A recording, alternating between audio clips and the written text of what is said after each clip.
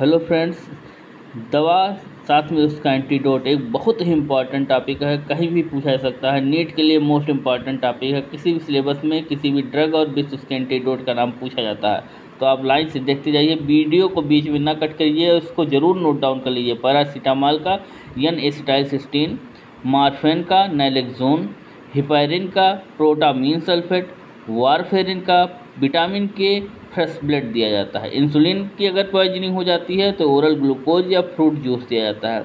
अगर किसी को एस्पिरिन नामक दवा की पॉइजनिंग हो जाती है तो उसको विटामिन के, सोडियम बाइकार्बोनेट और फ्यूरासामाइड तीनों का कॉम्बिनेशन दिया जाता है। ये मोस्ट इंपॉर्टेंट है। नियोस्टिग्माइन ब्रोमाइड की अगर पॉइजनिंग होती है तो एट्रोपिन सल्फेट दी जाती है। अगर एट्रोपिन की पॉइजनिंग हो जाती है तो नियोस्टिग्माइन दिया जाता है या फाइसोस्टिग्माइन दिया जाता है। ये जरूर याद रखिए। साथ में अगर लेड की पॉइजनिंग होती है तो कैल्शियम डाइसोडियम, आयरन की पॉइजनिंग हो जाती है डाइमरकैप्राल दिया जाता है।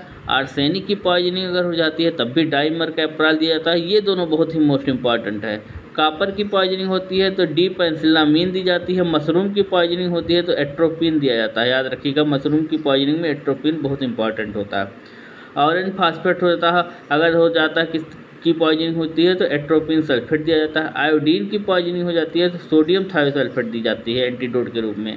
मैग्नीशियम सल्फेट की अगर पॉइजनिंग हो जाती है तो कैल्शियम ग्लूकोनेट का इंजेक्शन दिया जाता है। ये समझिए कि ये इतने ही एंटीडोट आपके जो है मोस्ट इंपॉर्टेंट होते हैं, जो कई बार पूछे गए हैं। आप इसको नोट डाउन कर लीजिए। ये आपके लिए बहुत ही बेसिक और बहुत ही इंपॉर्टेंट होने वाला टॉपिक है।